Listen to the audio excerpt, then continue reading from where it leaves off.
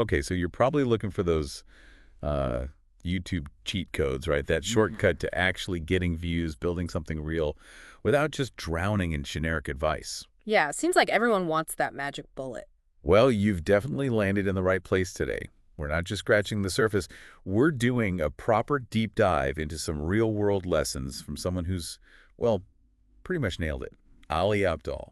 Exactly. We've gone through his video. It's called 9 Things I Wish I Knew When I Started YouTube, and we've pulled out what we think are the most crucial bits. The actionable stuff. Right, the insights that could actually make a difference, whether you're, just vaguely thinking about maybe starting a channel or you've already uploaded a few things. Our mission here is really just to give you those aha Mhm. moments, that Mm. clarity you need without making your head spin with too much information. Hopefully distilling it down to what really matters. Okay, so let's jump straight into the first lesson. And this one. Hmm. It might sting a little bit initially, but it's so fundamental. Lesson 1. No one cares about your videos. Ouch. Yeah, but it's important to unpack what he means by that, isn't it? Definitely. He's not just being harsh for the sake of it. No, not at all. What's interesting is he talks about 2 specific groups who, initially at least, probably won't care. First, your friends and family. Right. He mentions how he worried about what his circle would think when he first started, like 6 years ago. Mhm. But the reality, they were busy. They had their own lives. And, his early stuff probably wasn't even for them, really. Exactly. And he says that realization is actually a massive relief. It takes that pressure off needing their approval. Totally liberating, as he puts it. So it's less about validation from people you know. And more about focusing on creating something valuable for a future audience. Like you're building a product before the customers arrive. That's a good way to think about it. And the second group, who won't initially care, the wider YouTube audience, strangers. Yeah, and his point here is crucial. Viewers pay with their time and attention. That's the currency. Which he argues is way more valuable than money, actually. So if your first videos aren't getting many views, it's probably not the algorithm hating you. Well, it's likely the video just isn't offering enough value yet to justify someone spending their time on it. And that value, he clarifies, can be different things, right? Entertainment, maybe education, inspiration. If those elements aren't really there yet, why would a stranger click and stay? It's a bit tough, but it's fair, I think. But again, he spins this positively. He calls this initial obscurity enormously liberating. Because no one's watching. You have the freedom to mess up, to experiment, find your feet. To be, frankly, not very good at first, which everyone is when they start something new. It ties right into learning any skill, doesn't it? Huh. You have to start somewhere, probably badly, and just iterate. Learn, improve, make the next one slightly better. Exactly. Those first videos are just practice reps. You get better by doing. Okay, so you've kind of accepted that the world isn't waiting on tenterhooks for your first video. What next? Like, what do you even make videos about? Ah, yes, the niche question. This brings us to his second lesson, and I love this analogy. Are you an architect or an archaeologist? This really resonated with me too. Explain the difference. So the architect is someone who tries to plan out their entire channel, their niche, every little detail before they even start making videos. Meticulously designing the blueprint. Right. Whereas the archaeologist, well, they just start digging. They make videos on various topics they find interesting. And they see what happens. Exactly. They look for little signs of life, maybe a comment, slightly higher views on one topic, and then they start excavating that area more.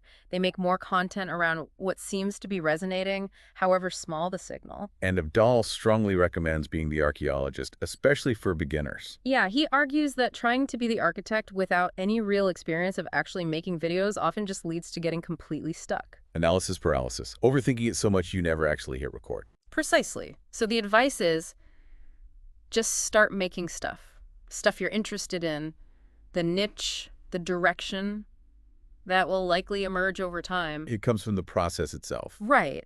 Based on what you actually enjoy creating and what your fledgling audience, even if it's tiny, responds to. You follow the little clues. And his own journey is the perfect example of this, isn't it? Totally. He tried singing covers, Without crashing. travel vlogs, videos about a medical app he was building. Still nothing. Then general med student vlogs getting warmer, maybe? A little.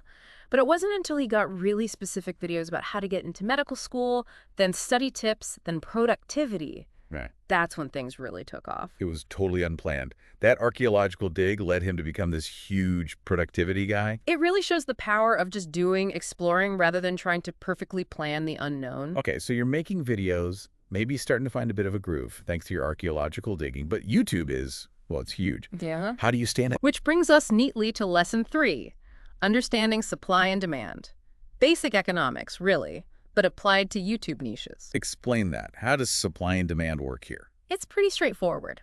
If a topic has loads and loads of videos already, that's high supply, the bar for getting noticed is naturally much higher. Makes sense. More competition. But if there's less content available on a topic, but still a decent number of people searching for it or interested in it, lower supply, higher demand, then the bar is lower. Your chances of getting found are better. He uses study tips as an example, right? Yeah, massive demand. Lots of people want study tips.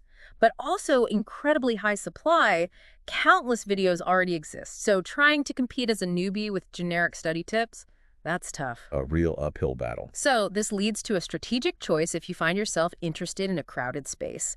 Ebba lays out 2 paths. One is just make way better videos. Essentially, yeah. Significantly improve your quality production, editing, the depth of information.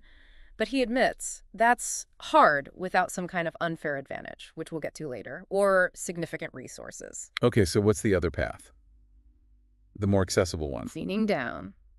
Get more That's- specific. So instead of just productivity, Maybe it's productivity for freelance writers, or study tips for nursing students, or personal finance for musicians, something much more targeted. by doing that, you're sort of carving out your own little corner where the supply is lower, right? Exactly. You're reducing the direct competition within that specific micro niche, making it easier for the right people, the ones really interested in your specific angle, to find you.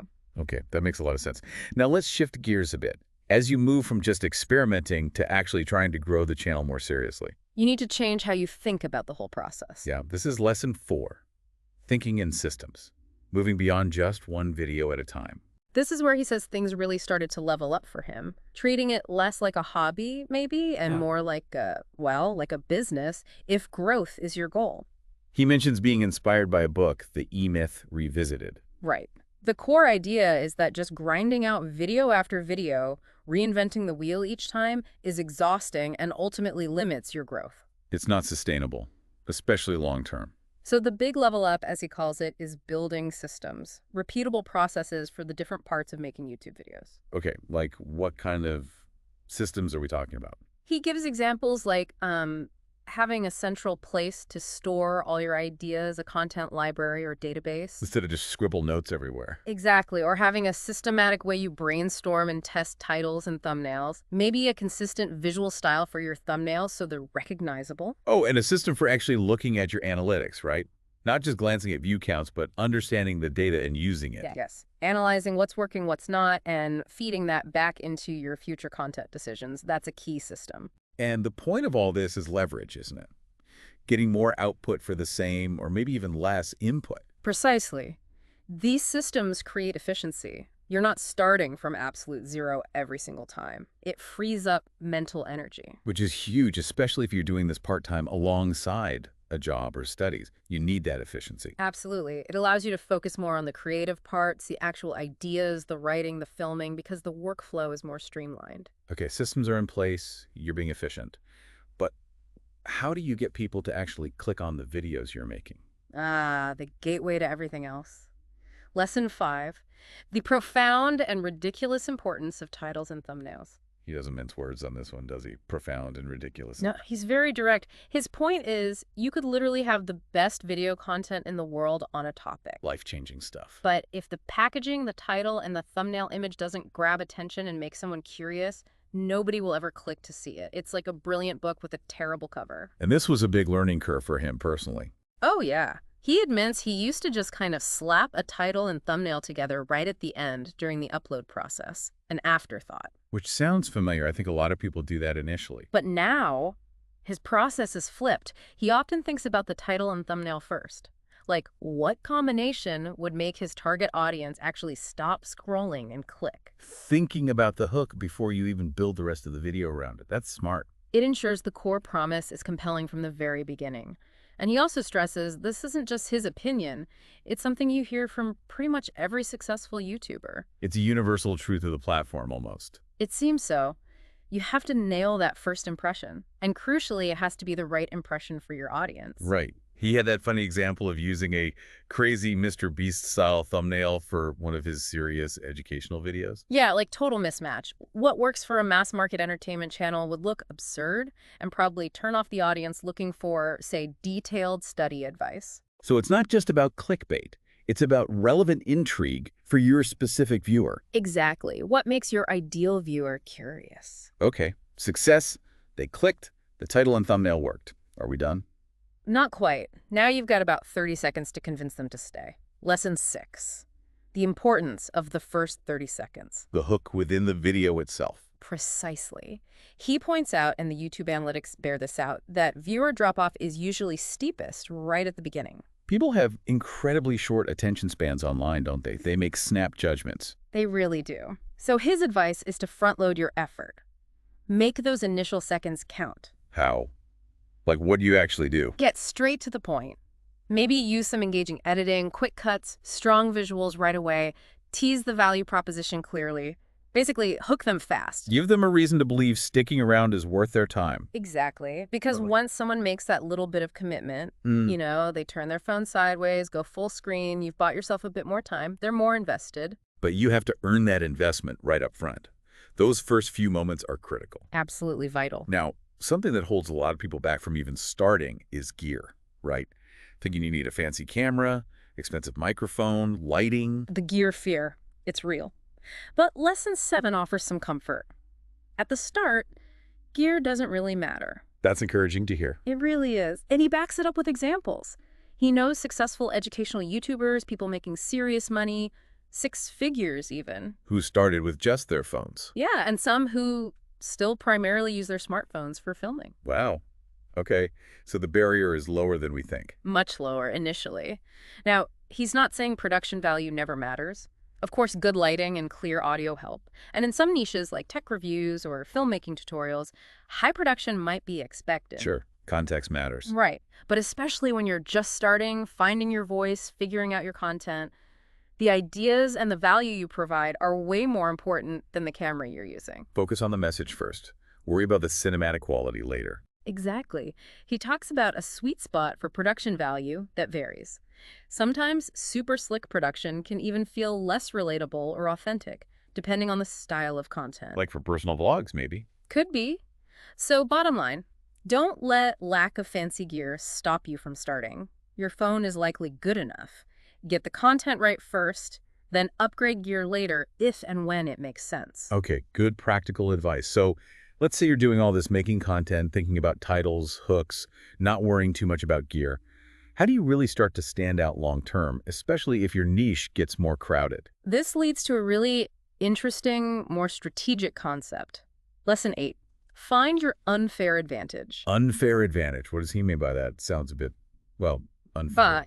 But it's not about cheating. He makes a key distinction. Things like working hard, being consistent, learning new skills. Those are fair advantages. Anyone can technically do them, even if they're hard. Okay, so accessible advantages. Right. An unfair advantage is something unique to you that's difficult or maybe even impossible for others to just copy or replicate easily. Ah, okay. Something inherent to your experience or skills. Exactly. He realized this by looking at students in his course who were succeeding. They often had something unique going for them. What was his own unfair advantage when he started? His was being a medical student at Cambridge University, making videos specifically about getting into medicine at Cambridge. See that intersection. Yeah, very specific. His background directly met a niche need. Not many others could replicate that exact position. Precisely. Another example he gives could be, say, if you painstakingly learned a difficult language over many years, your deep, hard-won knowledge becomes an unfair advantage if you decide to teach that language. So it's about identifying what unique skills, experiences, perspectives, or access you have that others might not. Yes. What's your unique angle? Now, he also says you don't necessarily need this figured out on day one when you're still in that archaeologist phase just exploring. Okay, so it's not a prerequisite to start. No. But as you get more serious, more strategic, Understanding and leaning into your unfair advantages becomes really important for differentiating yourself, especially in those saturated markets we talked about. It helps you carve out a space that's uniquely yours. Right. Offering value that others simply can't in the same way. Makes sense. Okay, we're nearing the end. The final lesson, number 9, is one he really wishes he'd learned sooner. Yeah, he's quite emphatic about this one. Outsource your video editing as soon as possible. That feels like a big step, maybe expensive, especially early on. It can seem that way. And he admits he was hesitant himself. He thought, no one else can edit it exactly how I want it. That perfectionist creator mindset. I can relate to that feeling. Letting go of control is hard. Very. But he says taking the leap, hiring an editor based on advice from a mentor, was absolutely transformative for his channel's growth. Why? What was the big impact? Time. Editing takes a huge amount of time, especially for longer or more complex videos. Outsourcing that freed him up dramatically. So he could spend that time. Yeah. Where? On the things that arguably only he could do best. Coming up with ideas, writing scripts, filming the actual content, and thinking strategically about the channel's direction. The higher leverage activities. So by spending money on editing, he bought back time to invest in activities that generated much more growth. That's the idea. He could make more videos, learn faster, think bigger. He points out that most really big, successful YouTubers don't do their own editing. They delegate it. It's like the system's thinking again, but applied to tasks. Delegate what you can to focus on your core strengths. Exactly. It might feel like a cost, but he frames it as an investment that allows you to scale yourself and your output significantly faster. Wow, okay. So that's the 9 lessons. Quite a journey. Definitely. From that initial mindset shift about nobody caring, through finding your way, understanding the platform dynamics, building systems, and finally leveraging delegation. So pulling it all together, what's the overarching message here? I think it's that growing a YouTube channel isn't magic. It's a process. It involves experimentation, learning from data, understanding your audience, providing real value. And being strategic about how you spend your time and energy. It's a marathon, not a sprint, maybe. Absolutely. Continuous learning, adapting, and iterating. We really hope drilling down into these specific lessons from Ali Abdaal gives you some concrete takeaways, those aha moments for your own journey. Yeah, some solid ground to stand on.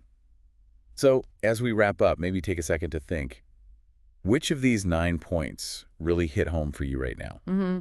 Is there one small thing you could actually do, maybe even today or tomorrow, based on one of these ideas? And maybe start mulling over that unfair advantage question, too.